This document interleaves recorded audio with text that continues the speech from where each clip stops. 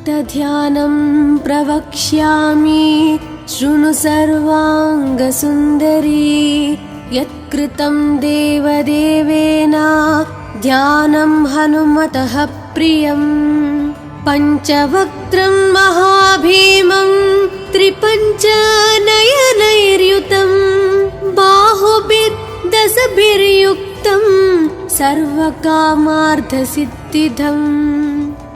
पूर्वं तु वानरं वक्त्रं कोटिसूर्यसमप्रभं दंष्ट्राकरालवदनं भ्रुकुटीकुटिलेक्षणम्। अस्यैव दक्षिणं वक्त्रं नारसिंहं महाद्भुतम् अत्युग्रतेजवपुषं भीषणं भयनाशनम्। पश्चिमं गारुडं वक्त्रं वक्रतुण्डं महाबलं सर्वनागाप्रशमनं विषभूतादिकृन्तनम्। उत्तरं सौकरं वक्त्रं कृष्णं दीप्तं नभोपमं पातालसिंहवेताल ज्वररोगादिकृन्तनम्। ऊर्ध्वं हयाननं घोरं दानवान्तकरं परं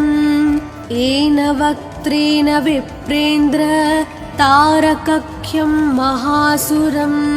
जगानसरसं तत्स्यात् सर्वशास्त्रहरं परं ध्यात्वा पञ्चमुखं रुद्रं हनुमन्तं दयानिधिम्। खड्गं त्रिशूलं खट्वाङ्गं पाशाङ्कुशपर्वतं मुष्टिं कौमदकीं वृक्षं धारयन्तं कमण्डलम्। बिन्दिपालं ज्ञानमुद्रां दशाभिमुनिपुङ्गवम् एतानि युधजालानि धारयन्तं भजाम्यहम्। प्रीतासनोपविष्टं तं सर्वाभरणभूषितं दिव्यमाल्याम्बरधरं दिव्यगन्धानुलेपनम्। सर्वाश्चर्यमयं देवं हनुमद्विश्वतोमुखं पञ्चास्यम् अच्युतम् अनेक विचित्रवर्णावक्त्रं शशाङ्कशिखरं कपिराजवर्यं पीताम्बरादिमुकुटैरूपशोभिताङ्गम्। पिङ्गाक्षम् आद्यम् अनिशं मनसा स्मरामि। मर्कतीशं महोत्साहं सर्वाश्रुहरं परं शत्रुसंहार मां रक्ष श्रीमन्नापडनुद्धर। ॐ हरिमरकटमरकटमन्त्रमिदं परिलिख्यति लिख्यति वामतले यदि नश्यति नश्यति शत्रुकलां यदि मुञ्चति मुञ्चति वामलता। इदं कवचं पठित्वात् महाकवच पठे नरः एकवारं जपे स्तोत्रं सर्वशत्रुनिवारणं। द्विवारं तु पठे नित्यं पुत्रपौत्राप्रवर्धनं। त्रिवारं च पठे नित्यं सर्वसमाप्तकरं शुभम्। चतुर्वारं पठे नित्यं सर्वरोगनिवारणं। पञ्चवारं पठे नित्यं सर्वलोकवशङ्करं। षड्वारं च पठे नित्यं सर्वदेवावशङ्करं। सप्तवारं पठे नित्यं सर्वसौभाग्यदायकम्। अष्टवारं पठे नित्यं मिष्टकामार्थसिद्धिदं नववारं पठे नित्यं राजभोगमवाप्नुयात् दशवारं पठे नित्यं त्रैलोक्यज्ञानदर्शनं रुद्रावृत्तिं पठे नित्यं सर्वसिद्धिर्भवेर्ध्रुवम् अथ ध्यानं प्रवक्ष्यामि शृणु सर्वाङ्गसुन्दरी यत्कृतं देवदेवेन ध्यानं हनुमतः प्रियं पञ्चवक्त्रं महाभीमं त्रिपञ्चनयनैर्युतं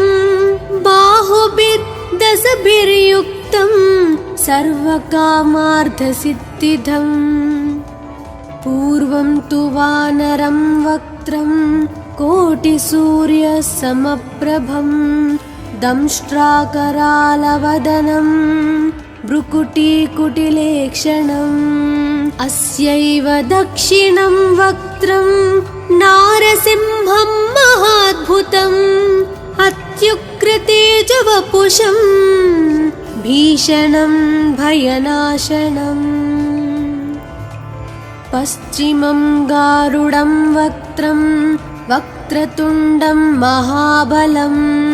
सर्वनागाप्रशमनं विषभूतादिकृन्तनम् उत्तरं सौकरं वक्त्रं कृष्णं दीप्तं नभोपमं पातालसिंहवेताल ज्वररोगादिकृन्तनम् ऊर्ध्वं हयाननं घोरं दानवान्तकरं परं येन वक्त्रेण विप्रेन्द्र तारकख्यं महासुरं जगानसरसं तत्स्यात् सर्वशास्त्रहरं परं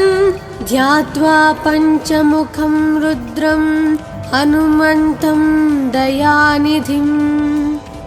खड्गं त्रिशूलं खट्वाङ्गं पाशाङ्कुशपर्वतं मुष्टिं कौमदकीं वृक्षं धारयन्तं कमण्डलं बिन्दिपालं ज्ञानमुद्रां दशाभिमुनिपुङ्गवम् एतानि युधजालानि धारयन्तं भजाम्यहम् प्रीतासनोपविष्टं तं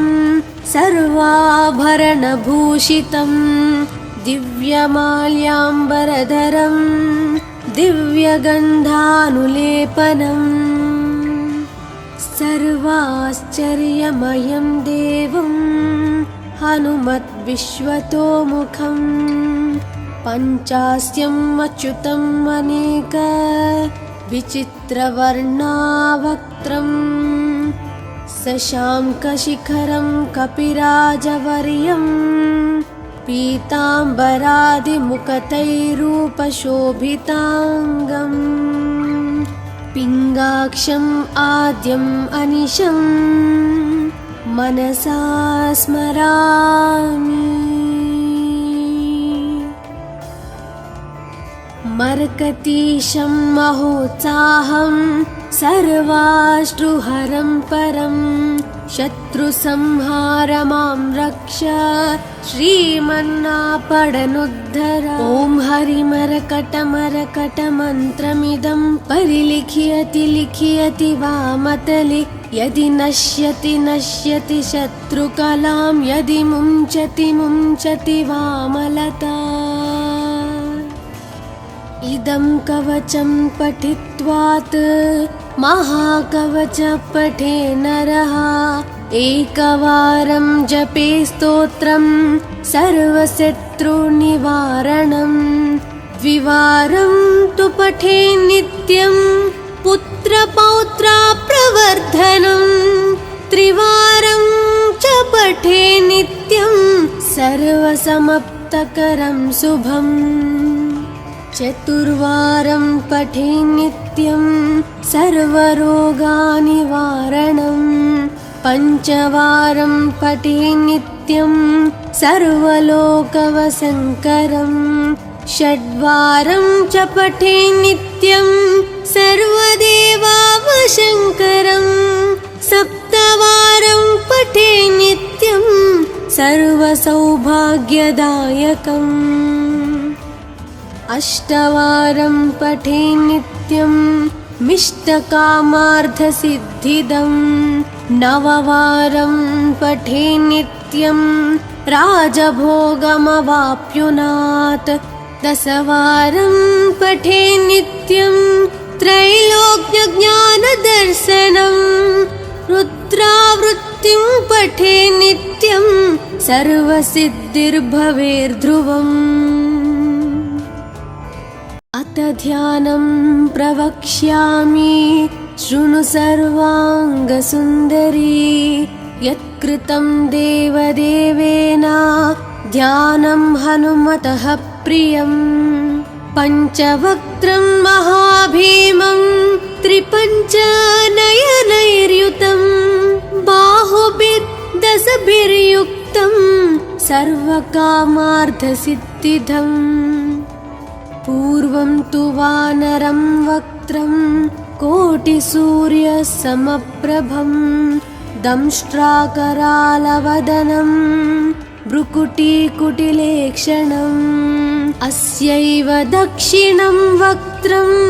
नारसिंहं महाद्भुतम् अत्युग्रतेजवपुषं भीषणं भयनाशनम् पश्चिमं गारुडं वक्त्रं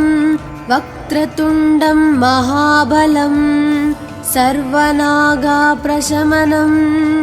विषभूतादिकृन्तनम् उत्तरं सौकरं वक्त्रं कृष्णं दीप्तं नभोपमं पातालसिंहवेताल ज्वररोगादिकृन्तनम् ऊर्ध्वं हयाननं घोरं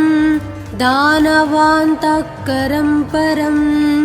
येन वक्त्रेण विप्रेन्द्र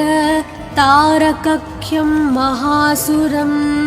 जगानसरसं तत्स्यात् सर्वशास्त्रहरं परं ध्यात्वा पञ्चमुखं रुद्रं हनुमन्तं दयानिधिम् खड्गं त्रिशूलं खट्वाङ्गं पाशाङ्कुशपर्वतं मुष्टिं कौमदकीं वृक्षं धारयन्तं कमण्डलं बिन्दिपालं ज्ञानमुद्रां दशाभिमुनिपुङ्गवम् एतानि युधजालानि धारयन्तं भजाम्यहम् प्रीतासनोपविष्टं तं सर्वाभरणभूषितं दिव्यमाल्याम्बरधरं दिव्यगन्धानुलेपनं सर्वाश्चर्यमयं देवं हनुमद्विश्वतोमुखं पञ्चास्यम् अच्युतम् अनेक विचित्रवर्णावक्त्रं शशाङ्कशिखरं कपिराजवर्यं पीताम्बरादिमुकुटैरूपशोभिताङ्गं पिङ्गाक्षम् आद्यम् अनिशं मनसा स्मरामि मर्कतीशं महोत्साहं सर्वाश्रुहरं परं शत्रुसंहार मां रक्ष श्रीमन्नापडनुद्धर ॐ हरिमरकटमरकटमन्त्रमिदं परिलिख्यति लिख्यति वामतले यदि नश्यति नश्यति शत्रुकलां यदि मुञ्चति मुञ्चति वामलता इदं कवचं पठित्वात् महाकवच पठे नरः एकवारं जपे स्तोत्रं सर्वशत्रुनिवारणं द्विवारं तु पठे नित्यं पुत्रपौत्राप्रवर्धनं त्रिवारं च पठे नित्यं सर्वसमप्तकरं शुभम् चतुर्वारं पठे नित्यं सर्वरोगनिवारणं पञ्चवारं पठे नित्यं सर्वलोकवशङ्करं षड्वारं च पठे नित्यं सर्वदेवावशङ्करं सप्तवारं पठे नित्यं सर्वसौभाग्यदायकम् अष्टवारं पठे नित्यं मिष्टकामार्थसिद्धिदं नववारं पठे नित्यं राजभोगमवाप्नुयात् दशवारं पठे नित्यं त्रैलोक्यज्ञानदर्शनं रुद्रावृत्तिं पठे नित्यं सर्वसिद्धिर्भवेर्ध्रुवम् अथ ध्यानं प्रवक्ष्यामि शृणु सर्वाङ्गसुन्दरी यत्कृतं देवदेवेन ध्यानं हनुमतः प्रियं पञ्चवक्त्रं महाभीमं त्रिपञ्चनयनैर्युतं बाहुभिर्दशभिर्युक्तं सर्वकामार्थसिद्धिदम् पूर्वं तु वानरं वक्त्रं कोटिसूर्यसमप्रभं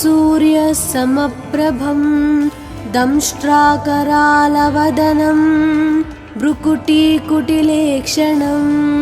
अस्यैव दक्षिणं वक्त्रं नारसिंहं महाद्भुतम् अत्युग्रतेजवपुषं भीषणं भयनाशनम् पश्चिमं गारुडं वक्त्रं वक्रतुण्डं महाबलं सर्वनागाप्रशमनं विषभूतादिकृन्तनम् उत्तरं सौकरं वक्त्रं कृष्णं दीप्तं नभोपमं पातालसिंहवेताल ज्वररोगादिकृन्तनम् ऊर्ध्वं हयाननं घोरं दानवान्तकरं परं येन वक्त्रेण विप्रेन्द्र तारकख्यं महासुरं जगानसरसं तत्स्यात् सर्वशास्त्रहरं परं ध्यात्वा पञ्चमुखं रुद्रं हनुमन्तं दयानिधिम् खड्गं त्रिशूलं खट्वाङ्गं पाशाङ्कुशपर्वतं मुष्टिं कौमदकीं वृक्षं धारयन्तं कमण्डलं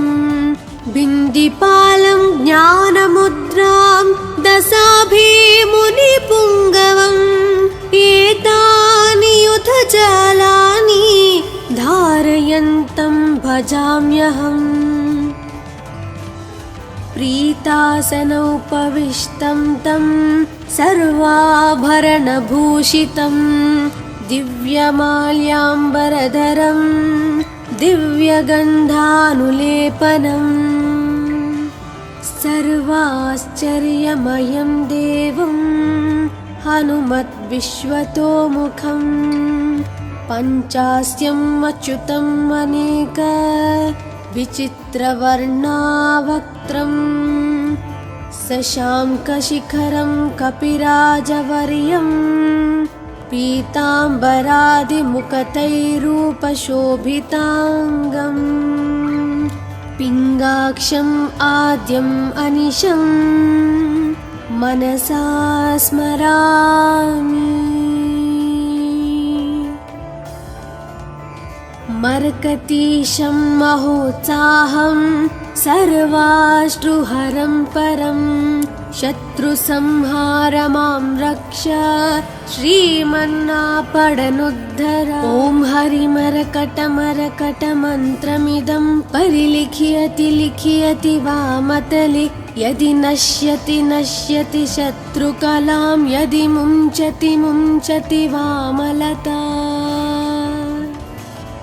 इदं कवचं पठित्वात् महाकवच पठे नरः एकवारं जपे स्तोत्रं सर्वशत्रुनिवारणं द्विवारं तु पठे नित्यं पुत्रपौत्राप्रवर्धनं त्रिवारं च पठे नित्यं सर्वसमाप्तकरं शुभम् चतुर्वारं पठे नित्यं सर्वरोगनिवारणं पञ्चवारं पठे नित्यं सर्वलोकवशङ्करं षड्वारं च पठे नित्यं सर्वदेवावशङ्करं सप्तवारं पठे नित्यं सर्वसौभाग्यदायकम् अष्टवारं पठे नित्यं मिष्टकामार्थसिद्धिदं नववारं पठे नित्यं राजभोगमवाप्नुयात् दशवारं पठे नित्यं त्रैलोक्यज्ञानदर्शनं रुद्रावृत्तिं पठे नित्यं सर्वसिद्धिर्भवेर्ध्रुवम् अथ ध्यानं प्रवक्ष्यामि शृणु सर्वाङ्गसुन्दरी यत्कृतं देवदेवेन ध्यानं हनुमतः प्रियं पञ्चवक्त्रं महाभीमं त्रिपञ्चनयनैर्युतं बाहुभिर्दशभिर्युक्तं सर्वकामार्थसिद्धिदम् पूर्वं तु वानरं वक्त्रं कोटिसूर्यसमप्रभं दंष्ट्राकरालवदनं भ्रुकुटीकुटिलेक्षणम् अस्यैव दक्षिणं वक्त्रं नारसिंहं महाद्भुतम्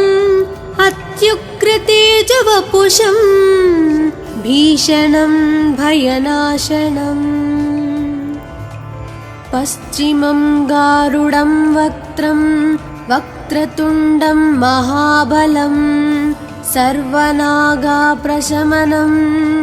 विषभूतादिकृन्तनम् उत्तरं सौकरं वक्त्रं कृष्णं दीप्तं नभोपमं पातालसिंहवेताल ज्वररोगादिकृन्तनम् ऊर्ध्वं हयाननं घोरं दानवान्तकरं परं येन वक्त्रेण विप्रेन्द्र तारकख्यं महासुरं जगानसरसं तत्स्यात् सर्वशास्त्रहरं परं ध्यात्वा पञ्चमुखं रुद्रं हनुमन्तं दयानिधिम् खड्गं त्रिशूलं खट्वाङ्गं पाशाङ्कुशपर्वतं मुष्टिं कौमदकीं वृक्षं धारयन्तं कमण्डलं बिन्दिपालं ज्ञानमुद्रां दशाभिमुनिपुङ्गवम् एतानि युधजालानि धारयन्तं भजाम्यहम् प्रीतासनोपविष्टं तं सर्वाभरणभूषितं दिव्यमाल्याम्बरधरं दिव्यगन्धानुलेपनं सर्वाश्चर्यमयं देवं हनुमद्विश्वतोमुखं पञ्चास्यम् अच्युतम् अनेक विचित्रवर्णावक्त्रं शशाङ्कशिखरं कपिराजवर्यं पीताम्बरादिमुकुटैरूपशोभिताङ्गं पिङ्गाक्षम् आद्यम् अनिशं मनसा स्मरामि। मरकतीशं महोत्साहं सर्वाश्रुहरं परं शत्रुसंहार मां रक्ष श्रीमन्नापडनुद्धर। ॐ हरिमरकटमरकटमन्त्रमिदं परिलिख्यति लिख्यति वामतले यदि नश्यति नश्यति शत्रुकलां यदि मुञ्चति मुञ्चति वामलता। इदं कवचं पठित्वात् महाकवच पठे नरः एकवारं जपे स्तोत्रं सर्वशत्रुनिवारणं द्विवारं तु पठे नित्यं पुत्रपौत्राप्रवर्धनं त्रिवारं च पठे नित्यं सर्वसमाप्तकरं शुभम् चतुर्वारं पठे नित्यं सर्वरोगनिवारणं पञ्चवारं पठे नित्यं सर्वलोकवशङ्करं षड्वारं च पठे नित्यं सर्वदेवावशङ्करं सप्तवारं पठे नित्यं सर्वसौभाग्यदायकम् अष्टवारं पठे नित्यं मिष्टकामार्थसिद्धिदं नववारं पठे नित्यं राजभोगमवाप्नुयात् दशवारं पठे नित्यं त्रैलोक्यज्ञानदर्शनं रुद्रावृत्तिं पठे नित्यं सर्वसिद्धिर्भवेर्ध्रुवम्। अथ ध्यानं प्रवक्ष्यामि शृणु सर्वाङ्गसुन्दरी यत्कृतं देवदेवेन ध्यानं हनुमतः प्रियं पञ्चवक्त्रं महाभीमं त्रिपञ्चनयनैर्युतं बाहुभिर्दशभिर्युक्तं सर्वकामार्थसिद्धिदम् पूर्वं तु वानरं वक्त्रं कोटिसूर्यसमप्रभं दंष्ट्राकरालवदनं भ्रुकुटीकुटिलेक्षणम् अस्यैव दक्षिणं वक्त्रं नारसिंहं महाद्भुतम् अत्युग्रतेजवपुषं भीषणं भयनाशनम् पश्चिमं गारुडं वक्त्रं वक्रतुण्डं महाबलं सर्वनागाप्रशमनं विषभूतादिकृन्तनम् उत्तरं सौकरं वक्त्रं कृष्णं दीप्तं नभोपमं पातालसिंहवेताल ज्वररोगादिकृन्तनम् ऊर्ध्वं हयाननं घोरं दानवान्तकरं परं येन वक्त्रेण विप्रेन्द्र तारकख्यं महासुरं जगानसरसं तत्स्यात् सर्वशास्त्रहरं परं ध्यात्वा पञ्चमुखं रुद्रं हनुमन्तं दयानिधिम् खड्गं त्रिशूलं खट्वाङ्गं पाशाङ्कुशपर्वतं मुष्टिं कौमदकीं वृक्षं धारयन्तं कमण्डलं बिन्दिपालं ज्ञानमुद्रां दशाभिमुनिपुङ्गवम् एतानि युधजालानि धारयन्तं भजाम्यहम् प्रीतासनोपविष्टं तं सर्वाभरणभूषितं दिव्यमाल्याम्बरधरं दिव्यगन्धानुलेपनं सर्वाश्चर्यमयं देवं हनुमद्विश्वतोमुखं पञ्चास्यम् अच्युतम् अनेक विचित्रवर्णावक्त्रं शशाङ्कशिखरं कपिराजवर्यं पीताम्बरादिमुकुटैरूपशोभिताङ्गम् पिङ्गाक्षम् आद्यम् अनिशं मनसा स्मरामि। मर्कतीशं महोत्साहं सर्वाश्रुहरं परं शत्रुसंहार मां रक्ष श्रीमन्नापडनुद्धर। ॐ हरिमरकटमरकटमन्त्रमिदं परिलिख्यति लिख्यति वामतले यदि नश्यति नश्यति शत्रुकलां यदि मुञ्चति मुञ्चति वामलता। इदं कवचं पठित्वात् महाकवच पठे नरः एकवारं जपे स्तोत्रं सर्वशत्रुनिवारणं द्विवारं तु पठे नित्यं पुत्रपौत्राप्रवर्धनं त्रिवारं च पठे नित्यं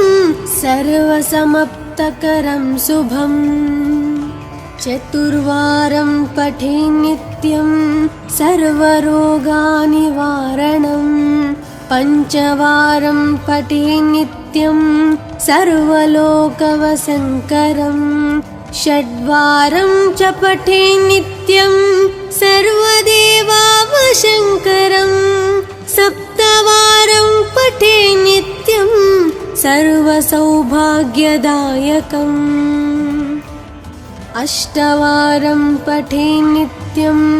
मिष्टकामार्थसिद्धिदं नववारं पठे नित्यं राजभोगमवाप्नुयात् दशवारं पठे नित्यं त्रैलोक्यज्ञानदर्शनं रुद्रावृत्तिं पठे नित्यं सर्वसिद्धिर्भवेर्ध्रुवम्। अथ ध्यानं प्रवक्ष्यामि शृणु सर्वाङ्गसुन्दरी यत्कृतं देवदेवेन ध्यानं हनुमतः प्रियं पञ्चवक्त्रं महाभीमं त्रिपञ्चनयनैर्युतं बाहुभिर्दशभिर्युक्तं सर्वकामार्थसिद्धिदम् पूर्वं तु वानरं वक्त्रं कोटिसूर्यसमप्रभं दंष्ट्राकरालवदनं भ्रुकुटीकुटिलेक्षणम् अस्यैव दक्षिणं वक्त्रं नारसिंहं महाद्भुतम् अत्युग्रतेजवपुषं भीषणं भयनाशनम् पश्चिमं गारुडं वक्त्रं वक्रतुण्डं महाबलं सर्वनागाप्रशमनं विषभूतादिकृन्तनम् उत्तरं सौकरं वक्त्रं कृष्णं दीप्तं नभोपमं पातालसिंहवेताल ज्वररोगादिकृन्तनम् ऊर्ध्वं हयाननं घोरं दानवान्तकरं परं येन वक्त्रेण विप्रेन्द्र तारकख्यं महासुरं जगानसरसं तत्स्यात् सर्वशास्त्रहरं परं ध्यात्वा पञ्चमुखं रुद्रं हनुमन्तं दयानिधिम् खड्गं त्रिशूलं खट्वाङ्गं पाशाङ्कुशपर्वतं मुष्टिं कौमदकीं वृक्षं धारयन्तं कमण्डलं बिन्दिपालं ज्ञानमुद्रां दशाभिमुनिपुङ्गवम् एतानि युधजालानि धारयन्तं भजाम्यहम् प्रीतासनोपविष्टं तं सर्वाभरणभूषितं दिव्यमाल्याम्बरधरं दिव्यगन्धानुलेपनम् सर्वाश्चर्यमयं देवं हनुमद्विश्वतोमुखम् पञ्चास्यम् अच्युतम् अनेक विचित्रवर्णावक्त्रम् शशाङ्कशिखरं कपिराजवर्यं पीताम्बरादिमुखतैरूपशोभिताङ्गम् पिङ्गाक्षम् आद्यम् अनिशम् मनसा स्मरामि। मर्कतीशं महोत्साहं सर्वाश्रुहरं परं शत्रुसंहारमां रक्ष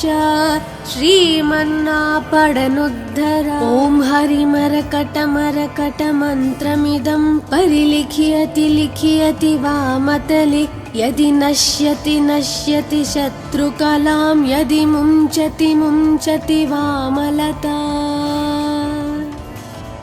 इदं कवचं पठित्वात् महाकवच पठे नरः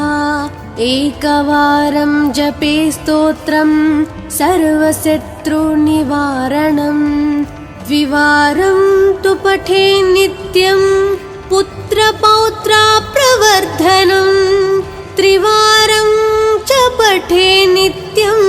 सर्वसमाप्तकरं शुभम् चतुर्वारं पठे नित्यं सर्वरोगनिवारणं पञ्चवारं पठे नित्यं सर्वलोकवशङ्करं षड्वारं च पठे नित्यं सर्वदेवावशङ्करं सप्तवारं पठे नित्यं सर्वसौभाग्यदायकम् अष्टवारं पठे नित्यं मिष्टकामार्थसिद्धिदं नववारं पठे नित्यं राजभोगमवाप्नुयात् दशवारं पठे नित्यं त्रैलोक्यज्ञानदर्शनं रुद्रावृत्तिं पठे नित्यं सर्वसिद्धिर्भवेर्ध्रुवम्। अथ ध्यानं प्रवक्ष्यामि शृणु सर्वाङ्गसुन्दरी यत्कृतं देवदेवेन ध्यानं हनुमतः प्रियं पञ्चवक्त्रं महाभीमं त्रिपञ्चनयनैर्युतं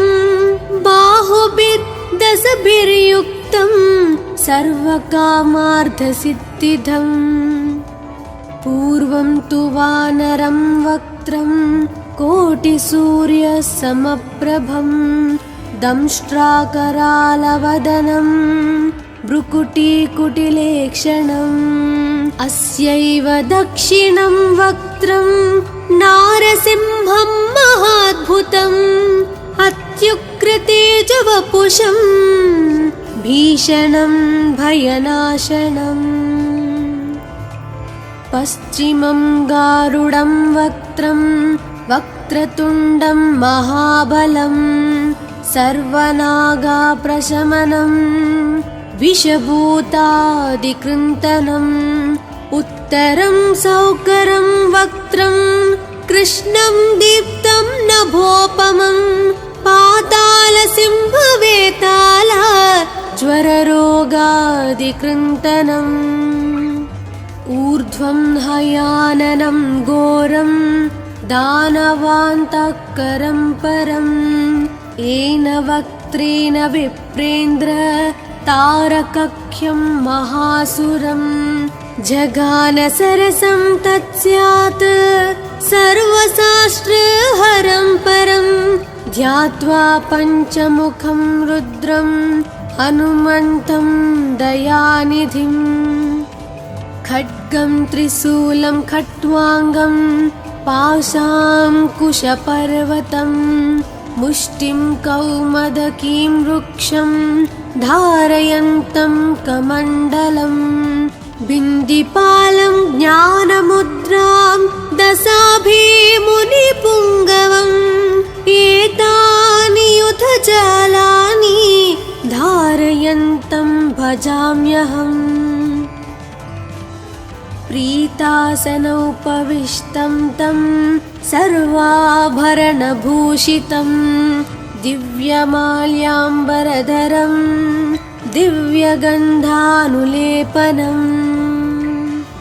सर्वाश्चर्यमयं देवं हनुमद्विश्वतोमुखम् पञ्चास्यम् अच्युतम् अनेक विचित्रवर्णावक्त्रम् शशाङ्कशिखरं कपिराजवर्यं पीताम्बरादिमुखतैरूपशोभिताङ्गम् पिङ्गाक्षम् आद्यम् अनिशम् मनसा स्मरामि मर्कतीशं महोत्साहं सर्वाश्रुहरं परं शत्रुसंहारमां रक्ष श्रीमन्नापडनुद्धर ॐ हरिमरकटमरकटमन्त्रमिदं परिलिख्यति लिख्यति वामतले यदि नश्यति नश्यति शत्रुकलां यदि मुञ्चति मुञ्चति वामलता इदं कवचं पठित्वात् महाकवच पठे नरः एकवारं जपे स्तोत्रं सर्वशत्रुनिवारणं द्विवारं तु पठे नित्यं पुत्रपौत्राप्रवर्धनं त्रिवारं च पठे नित्यं सर्वसमाप्तकरं शुभम् चतुर्वारं पठे नित्यं सर्वरोगनिवारणं पञ्चवारं पठे नित्यं सर्वलोकवशङ्करं षड्वारं च पठे नित्यं सर्वदेवावशङ्करं सप्तवारं पठे नित्यं सर्वसौभाग्यदायकम् अष्टवारं पठे नित्यं मिष्टकामार्थसिद्धिदं नववारं पठे नित्यं राजभोगमवाप्नुयात् दशवारं पठे नित्यं त्रैलोक्यज्ञानदर्शनं रुद्रावृत्तिं पठे नित्यं सर्वसिद्धिर्भवेर्ध्रुवम् अथ ध्यानं प्रवक्ष्यामि शृणु सर्वाङ्गसुन्दरी यत्कृतं देवदेवेन ध्यानं हनुमतः प्रियं पञ्चवक्त्रं महाभीमं त्रिपञ्चनयनैर्युतं बाहुभिर्दशभिर्युक्तं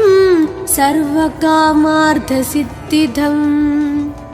पूर्वं तु वानरं वक्त्रं कोटिसूर्यसमप्रभं दंष्ट्राकरालवदनं भ्रुकुटीकुटिलेक्षणम् अस्यैव दक्षिणं वक्त्रं नारसिंहं महाद्भुतम् अत्युग्रतेजवपुषं भीषणं भयनाशनम् पश्चिमं गारुडं वक्त्रं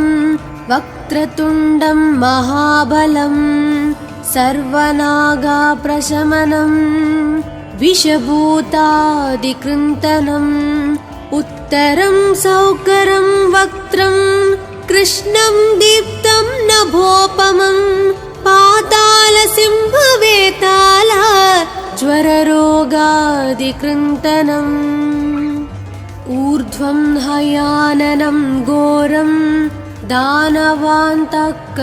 परं येन वक्त्रेण विप्रेन्द्र तारकख्यं महासुरं जगानसरसं तत्स्यात् सर्वशास्त्रहरं परं ध्यात्वा पञ्चमुखं रुद्रं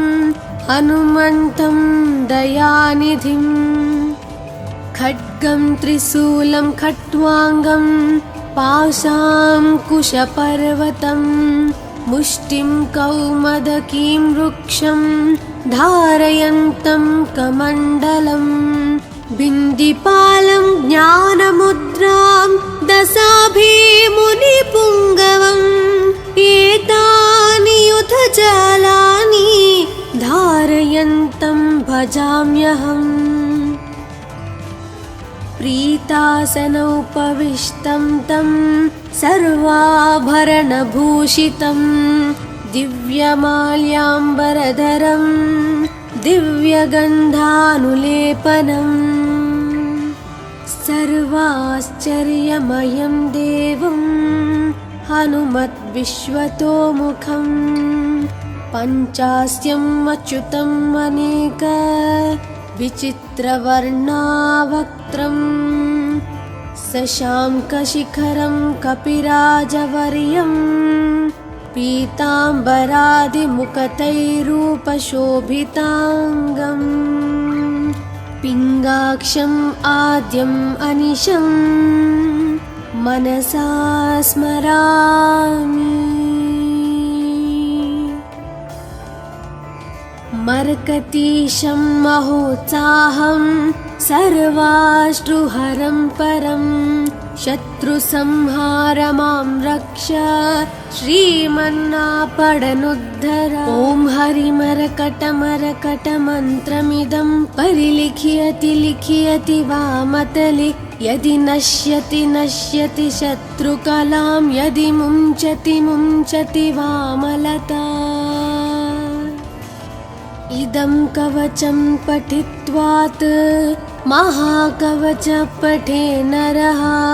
एकवारं जपे स्तोत्रं सर्वशत्रुनिवारणं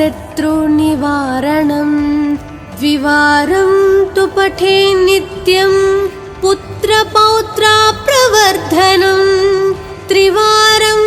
च पठे नित्यं सर्वसमाप्तकरं शुभम् चतुर्वारं पठे